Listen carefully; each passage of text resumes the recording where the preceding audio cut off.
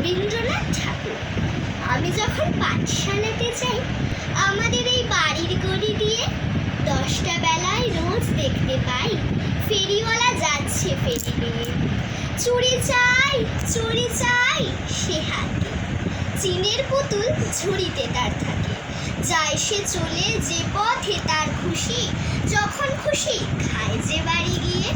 10টা বাজে, 10:30 বাজে, নাইকো তারা হয় বা পাছে দেরি, ইচ্ছে করে সেলেট ফেলে দিয়ে অমনি করে বেড়াই নিয়ে ফেরি। আমি যখন হাতে মেখে কালি ঘরে ফিরি 4:30 বাজে, কোদাল নিয়ে মাটি কোপায় মালি বাবুদের ওই ফুল বাগানের মাঝে। কেউ তো তারে মানা নাহি করে, কোদাল পাছে পরে পায়ের পরে। গায়ে মাথায় লাগছে কত ধুলো, কেউ তো এসে বকে না তার কাজে। মা তারে পরায় না তো সাত জামা, ধুয়ে দিতে চায় না ধুলো বালি। ইচ্ছে করে অমনি হতেন যদি বাবুদের এই ফুল বাগানের মালি।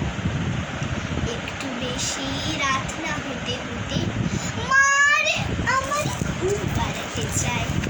জানলা দিয়ে দেখি যে পথে পাকড়ি বেঁধে পাহারাওয়ালা যায়। আধার গলি লোক বেশি না চলে, গ্যাসের আলো মিটমিটিয়ে জ্বলে।